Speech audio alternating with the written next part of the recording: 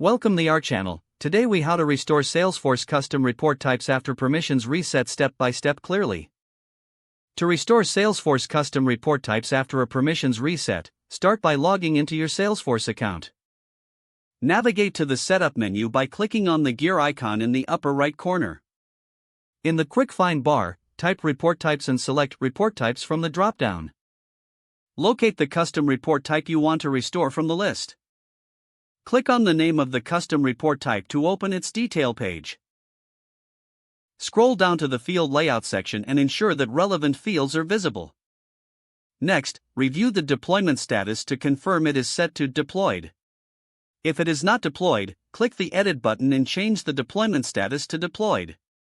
Return to the custom report type detail page and check for associated objects.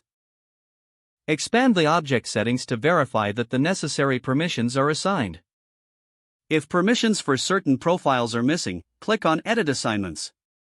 Select the profiles that need access to this report type. After adjusting the assignments, save your changes. Next, navigate back to the main report types page. Test the restoration by creating a new report and selecting the custom report type. Verify that all the intended fields are present in the report builder.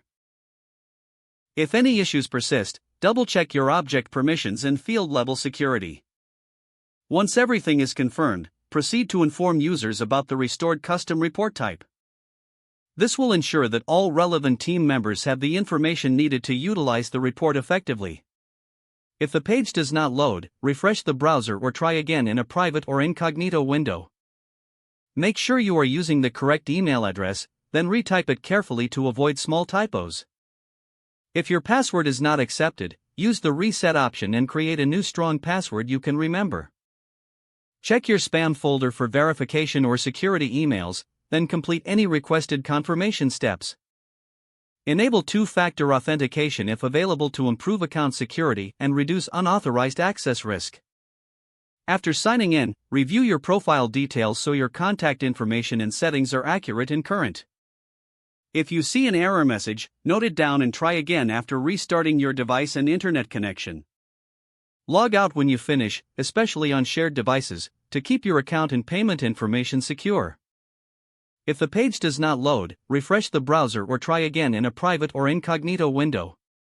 Make sure you are using the correct email address, then retype it carefully to avoid small typos. If your password is not accepted, use the reset option and create a new strong password you can remember. Check your spam folder for verification or security emails, then complete any requested confirmation steps. Don't forget to like this video and subscribe to our channel for more step-by-step tech guides.